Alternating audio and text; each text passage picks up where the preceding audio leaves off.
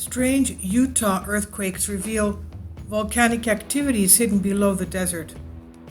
And one of the videos that I uploaded today showing you the mantle plume that reaches from the US-Mexico border heading into a Y shape into the west and into the east through Utah into Yellowstone and then making a 90-degree turn into Idaho. So there's magma under there.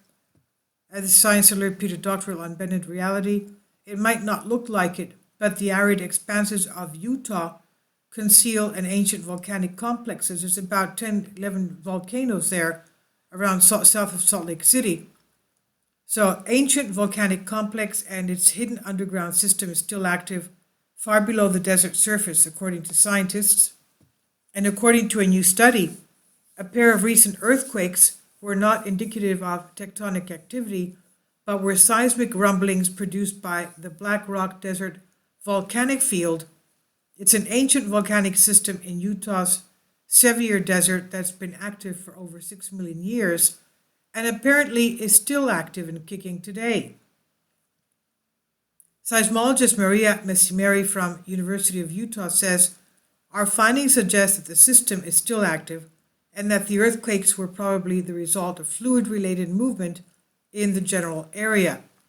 The earthquakes could be the result of the fluid squeezing through rocks or the result of deformation from fluid movement that stressed the surface faults." And we're going to take a look at the Geodetic to see what the deformation is looking like over there, how the earth is moving. Now, the two earthquake sequences in question that occurred September 2018 and 19, recorded by seismometers in Utah Regional Seismic Network, as well as by instruments forming part of an experimental project called. Kindly support my Patreon account. The daily posts are 5 videos daily, and they are totally different from what I have on my YouTube channel.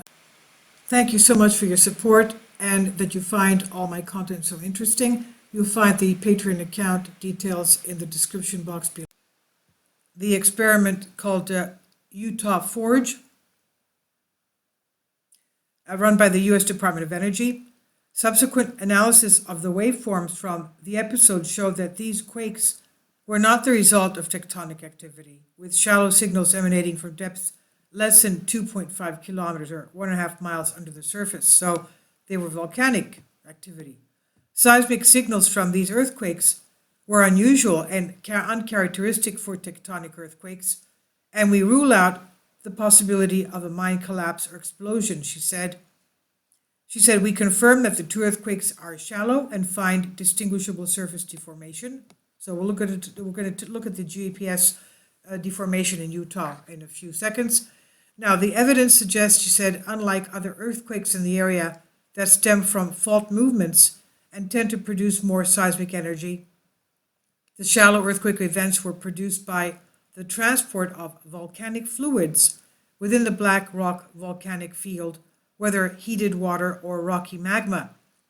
And despite the ancient age of the volcanic complex, its quietness in terms of obvious volcanic activity means it's a relatively little-known feature of Utah's large landscape. Black Rock's last eruptive event was over 1,000 years ago, so it wasn't very long ago, geologic time-wise, resulting in the region's ice springs lava flows.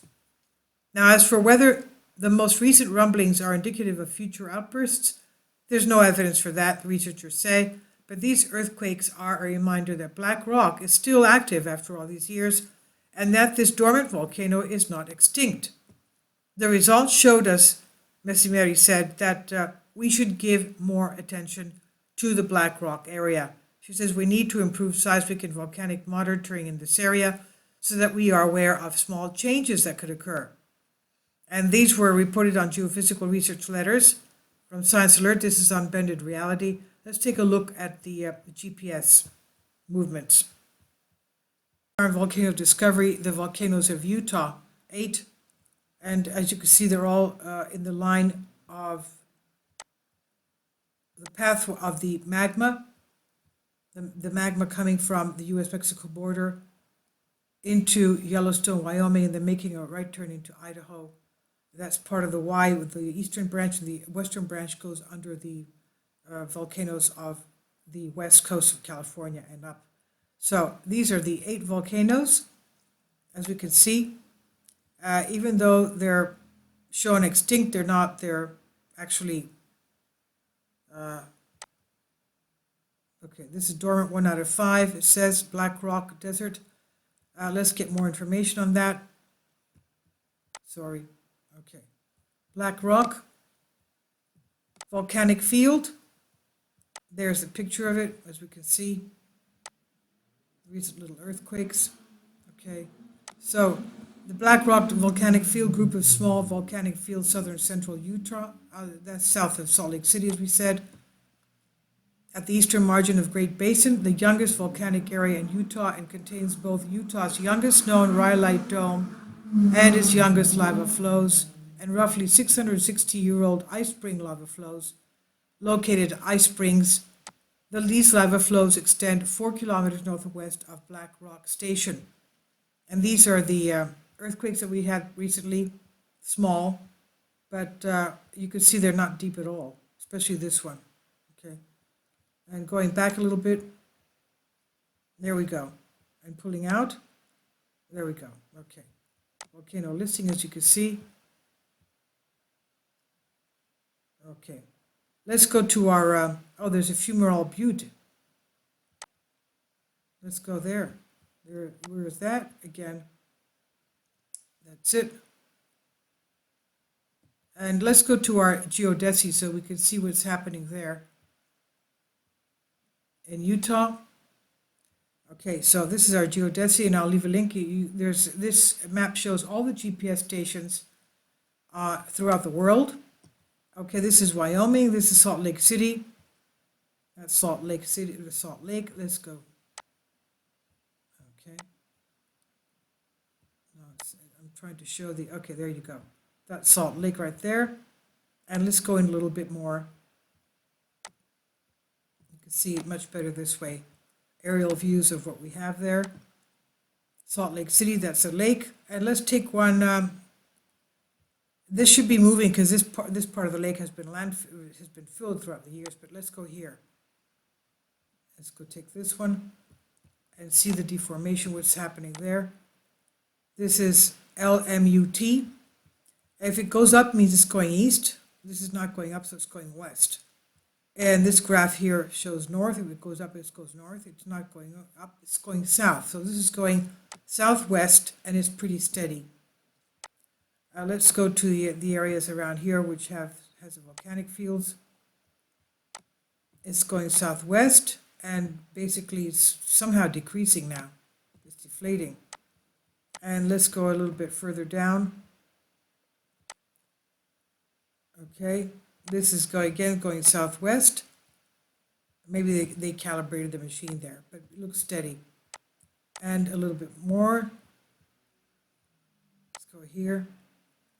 That's towards the west, southwest, and there's a lot of movement. 2012, 2014, uplift, downlift, uplift, downlift, subduction, that is.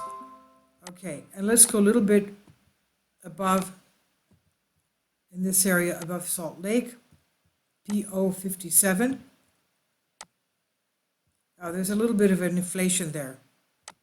Going southwest, and a little bit of inflation. Idaho, let's go to Idaho. Okay, this is,